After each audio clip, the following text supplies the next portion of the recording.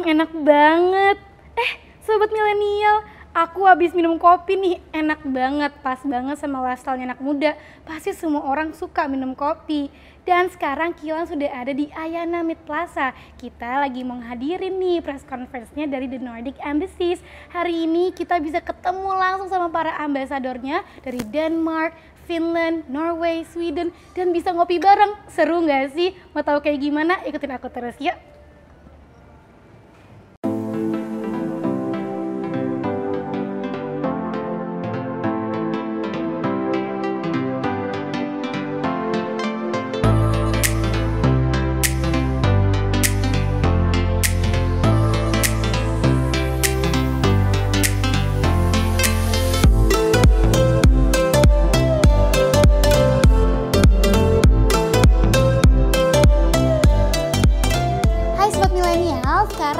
Sudah bersama para ambassadors dan senang banget suatu kehormatan bisa ngobrol bareng dengan para tamu terhormat ini.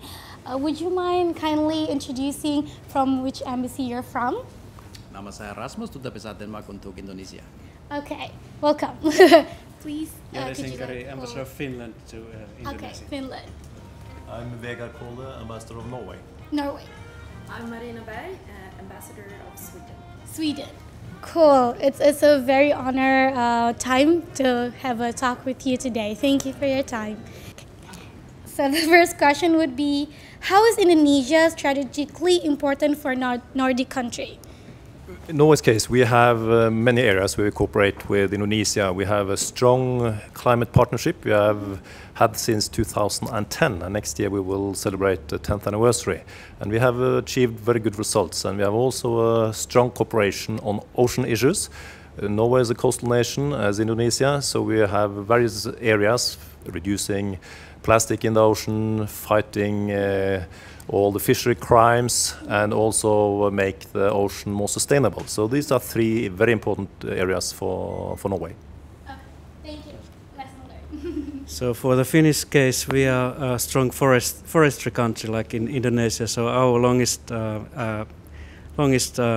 cooperation is on forestry issues, and then we are also quite strong at circular economy, so recycling and this sort of issues. And strategically, it's very important to be involved with Indonesia and in Indonesia because it's a growing economy and it's the most important country in Southeast Asia. So much. Do you think that the rise of political identity in Indonesia, as well as in other parts of the world, will give impact on investment competitiveness? What are the main factors that influence investors will invest their money in Indonesia? Yes, please. Okay, I can maybe go first on that. As I said, Indonesia is a big economy, the biggest in Southeast Asia. It will become even bigger, and of course, for that reason alone, it should be interesting to Danish and other Nordic companies, both to trade with Indonesia and to invest here.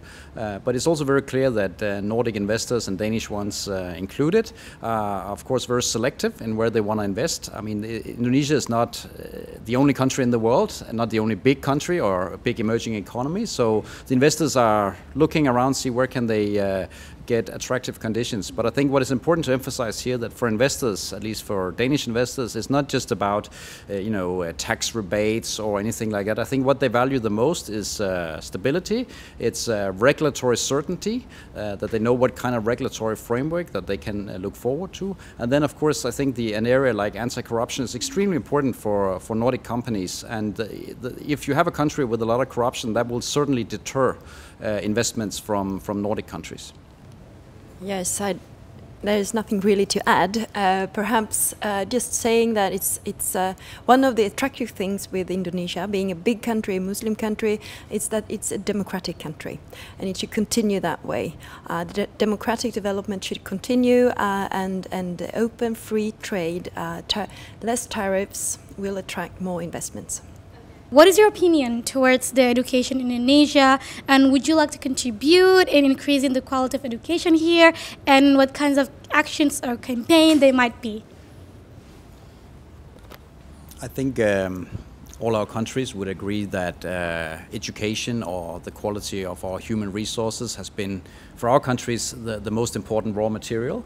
None of us are endowed with a lot of natural resources or that we can just live off the land. We have to rely on people, and I think this is increasingly also the realization of the Indonesian government, and I think we are all ready to partner with Indonesia in this context. Denmark, I think, will specifically focus on areas like early childhood education, and that will of course pass on the torch to others who maybe focus on later stages of the education system.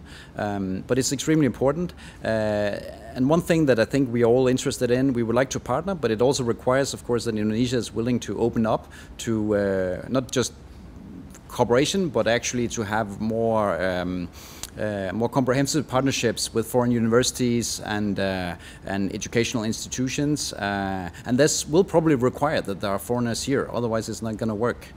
So I think that's an important message. Yes, Sweden has developed a program study in Sweden, so we are trying to promote Indonesian students to come to Stockholm and Sweden, not really just Stockholm, but our university cities in Sweden, which is a very good start for further cooperation, which means that when I mean further cooperation, that is when students come back, we are really emphasizing that students from Indonesia studying in Sweden should go back to Indonesia. And now we are developing a program, a mentorship program, with Indonesian and Swedish companies established here in Indonesia. Just like our theme today, as we shared interest in coffee lifestyle, would you mind telling us the culture of the quality of life of people in the Nordics? How does this coffee affect the productivity of the millennials? And how do you think it affects the millennials in Indonesia?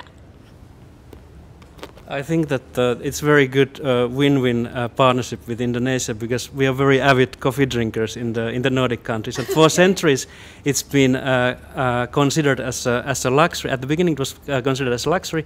Nowadays it's a relaxation. I think that it's kind of like a symbol of the working place in the Nordic countries, that you take a break, you kind of like recharge the batteries during the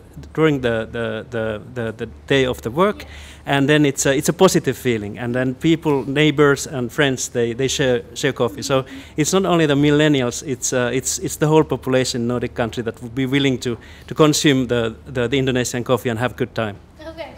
Yes, that will also be my message, the same as from Rasmus' side. We are really heavy coffee drinkers, and the market is, we are very close, so I will encourage the Indonesian producers and exporters to look at the Nordic markets.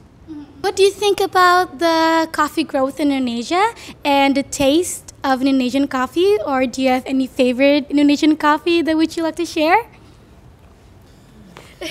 Well, sure. As I said before, I think the variety is immense here. And the coffee is quite different, whether it's from Aceh or all the way to Papua. And I think presenting that variety to Nordic consumers would be quite an asset for Indonesian coffee growers. My personal favorite is Toraja. Toraja. Yeah. Okay. So a little bit cinnamon, caramelish taste. Yeah. So the most popular brand in Finland is called Presidentti, which means president. It's a blend of Indonesian coffee. And actually the brewery in Finland, the coffee brewery, got President Jokovi's export prize for a couple of years ago for that reason. Myself, I like the coffee from Aceh. I must admit that when I was young, I drank too much coffee, and the doctor told me that I should take a rest. And that rest lasted for almost 25 years until I came to Indonesia, and now I have taken up coffee drinking again. So, yes. Well, what's your favorite coffee? Now I have to be honest, I have to study all the various brands more in detail. But as you can see, I'm now back to the coffee drinking table. Okay, cool. We'll talk to you after that. Yes.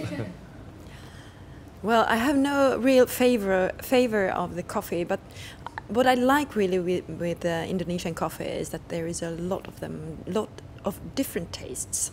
The variety is really, really good.